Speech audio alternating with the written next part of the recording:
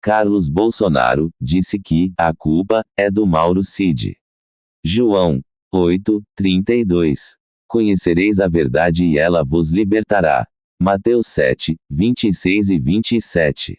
E todo aquele que ouve estas minhas palavras, e não as pratica, será comparado a um homem insensato, que edificou a sua casa sobre a areia, e caiu a chuva, transbordaram os rios, sopraram os ventos e deram com ímpeto contra aquela casa, e ela desabou, sendo grande a sua ruína. A casa do Bolsonaro caiu. Vejam como a família Bolsonaro nunca tem culpa de nada.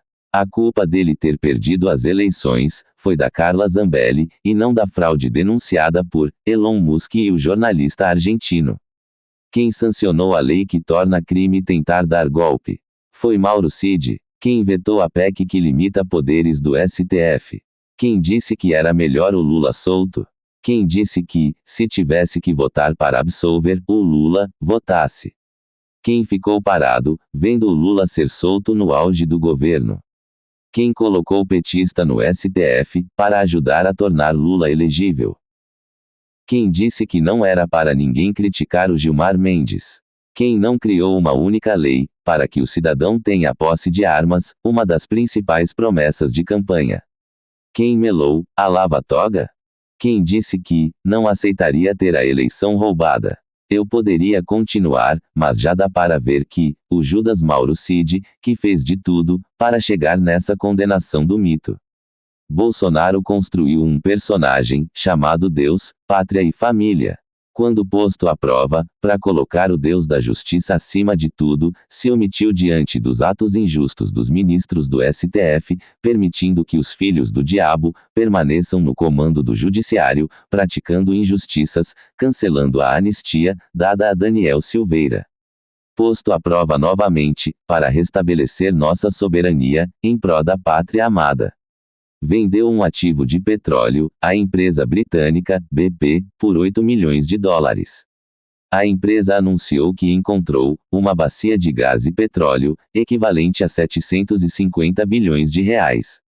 Também vendeu uma refinaria da Petrobras para os árabes.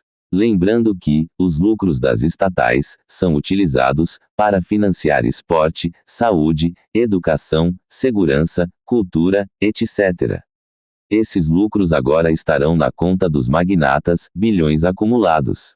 Contrariando a vontade de Jesus Cristo, que disse, para não acumularmos tesouro na terra, enquanto que nossos irmãos vivem em favelas, passando necessidades.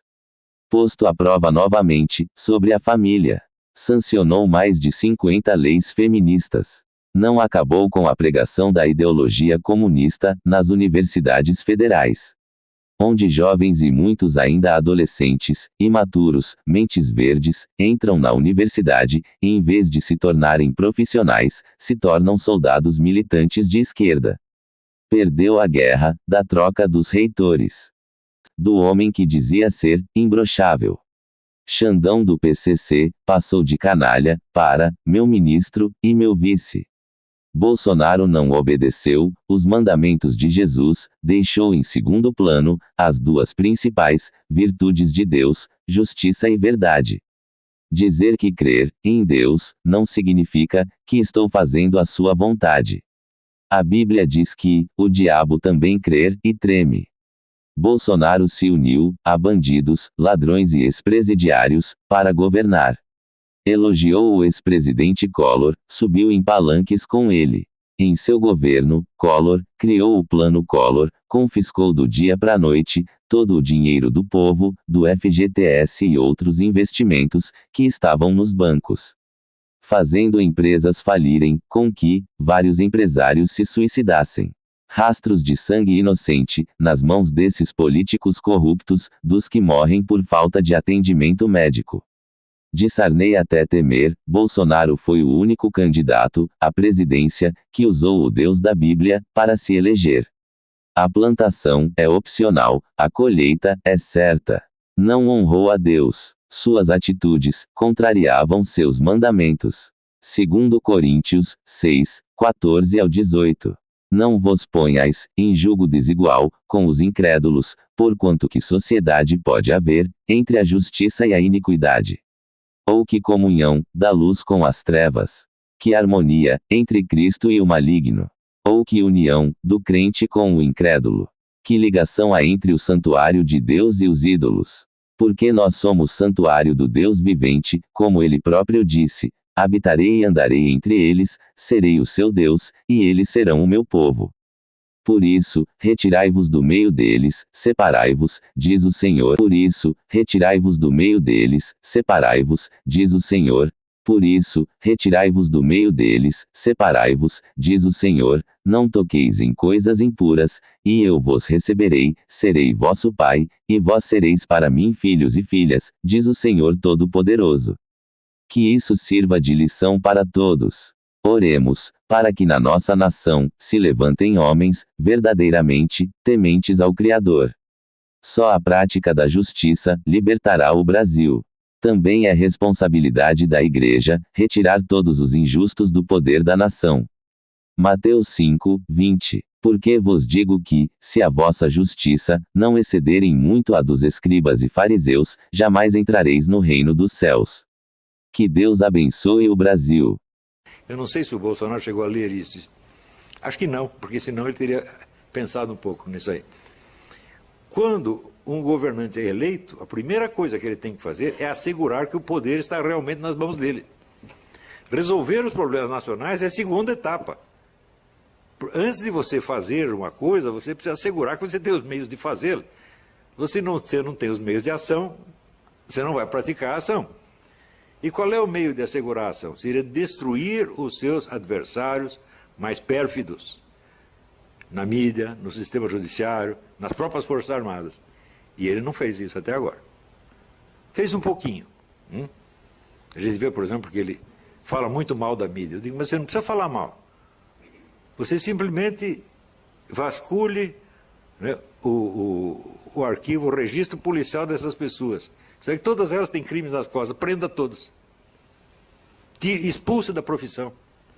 Eu conheço uma lista de pelo menos 30 jornalistas. Né? Por exemplo, aquele cara do Globo que confessa ter sido agente da KGB.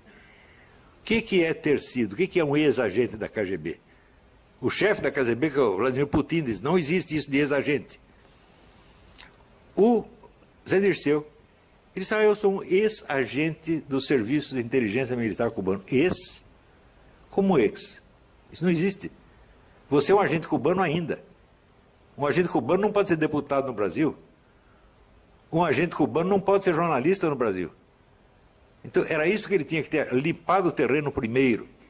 Não, vamos dizer, com pura perseguição política, mas fazendo os camaradas pagarem pelos seus crimes. Os membros do Foro de São Paulo, a Constituição brasileira e a lei eleitoral brasileira proíbe o registro de partidos que têm filiação a organizações estrangeiras.